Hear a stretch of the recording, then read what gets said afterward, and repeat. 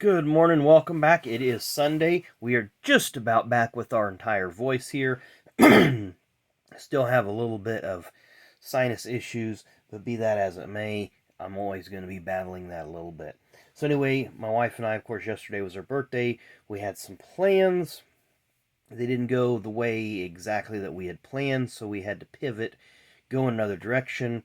So we ended up going to the second stop was a casino over in Ohio. The first stop was this ginormous flea market that I'd never heard of, and I can't even remember what it's called. Um, but it's just north of Cincinnati. It's probably about 15 miles north of Cincinnati, right off of I-75. And we didn't even get through it. We were in it for almost 2 hours. So we will be going back probably, I'm hoping, before the end of April. And we're gonna get we're gonna get there early. We found out they had a food court, so that's exciting too. And so you don't even have to leave the building except to go put your goodies back in your vehicle. So got some cards, got some die casts. Going to show that to you here real quickly. Um, there was a lot of items in there, in some shops or in some booths or whatever, that were really marked up. So I kind of, we'll move to the next one. And then I found a booth. You may laugh at this. It says the Illuminati cards, $5. Yeah, I paid $5 for this whole thing. And I'm not going to get into them, but they're just really interesting world event cards that were produced in the early 90s. And some of the events came true, but they were very unique. Now, it's not a full set. The guy told me that I've kind of poked around in there. There's some duplicates, but what I got is well worth the $5. Excuse me. So we got some die casts that we'll move on to here. Found a booth that had a lot of, mostly Hot Wheels, but they had some NASCAR die casts tucked away. So we got this really nice Action 1998 Darrell Waltrip. He tried to run the 300, but NASCAR wouldn't let him, so he had to go back to 17, the last race for his team in the Cup Series. Of course, that was in support of Tim Flock, who was dying of cancer during this time. Up next, we have a 1993 Sears IndyCar diecast.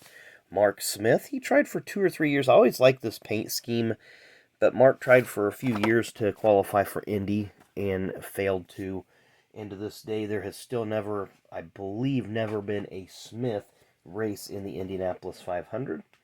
Up next, we have this Rich Bickle car. I believe I may have picked one of these up at a thrift shop in Anderson sometime last year, but the price was spectacular on these, so I was like, it's coming home with me. It's in good shape. Up next, we have a 1995 Busch Series car, Tommy Houston, Red Devil. Nice looking car. This is a car Randy LaJoy flipped at Talladega, driving in relief of Tommy Houston in that Busch Series race that day. I'd never seen this die cast here. Mark Stahl is the driver, and if you've never heard of him, he's only ran a handful of Cup Series races, ran some ARCA races, and I noticed it was signed here at the top, and I kind of matched that up with a couple cards that I did TTM plus some stuff on eBay, so that does match his signature, so that's pretty cool there. But Mark just never had the funding to run competitively in the Cup Series. I seen these on a rack, and I had to get one. I actually got a couple, but Danica Patrick, it's Hot Wheels. Her Motorola car, of course, this was when she had won over in Japan. There's some other cars in the series, but I didn't see any of those.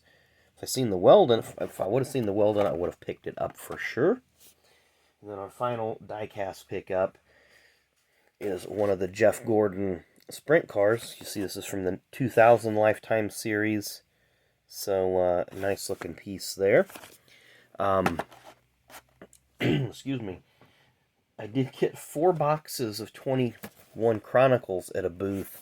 They had them for $20. I was like, hey, those are coming home with me. I'm sorry, 22 Chronicles. I thought it was 21. 22 Chronicles, even better. So got some more of those to open up, and then they did have a couple boxes. I only picked up one of the 2019 Prism.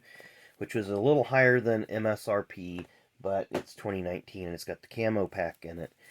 Excuse me. And then they did have some loose cards. I did go through a couple of loose boxes, so picked up some interesting cards in there.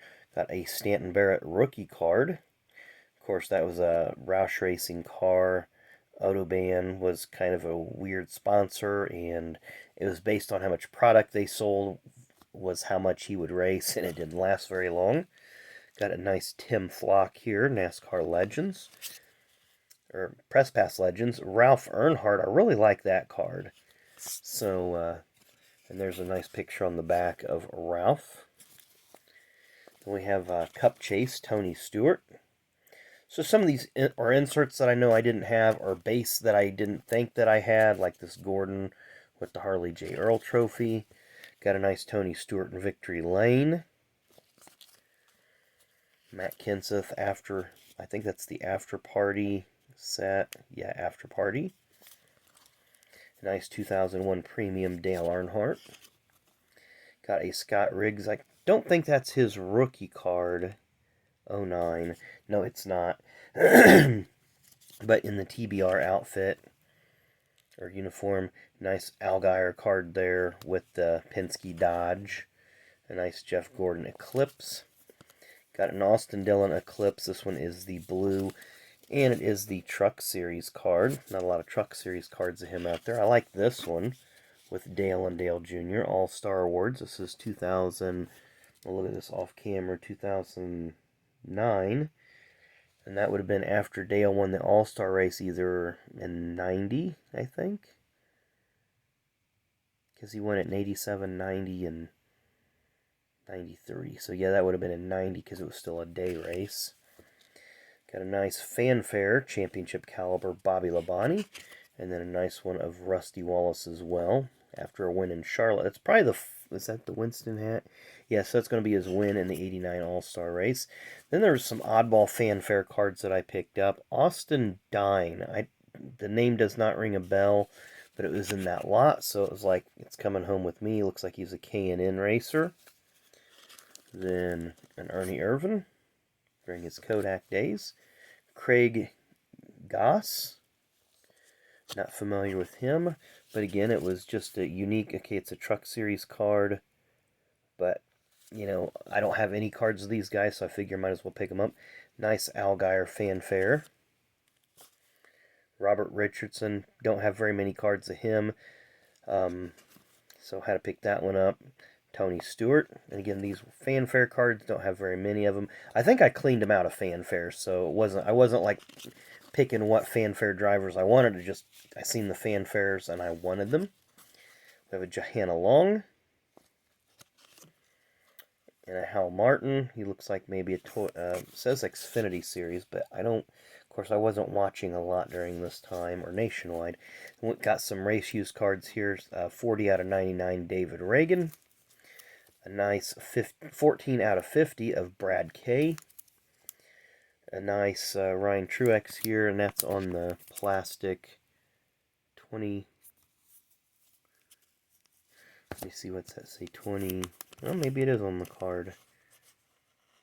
74 out of 2, or 70. 71 out of 225. So that's just the design of the card. I see it now. Okay. And then you probably see in the back one a Ryan Newman Daytona 500 winner, press pass. Daytona 50 years. So that was super cool, though this one is not numbered, but still a nice looking card. So anyway, hope you all enjoyed the video. another successful flea market finds run. Maybe tomorrow we'll open up one of these Chronicle boxes or the Prism box or something else. I don't know just yet. But anyway, hope you enjoyed the video. I love doing these flea market runs. Just picking up interesting stuff along the way, because you never know what you're going to uncover. So thanks again for watching. We will see you later this afternoon with our afternoon birthday installment. So thanks for watching.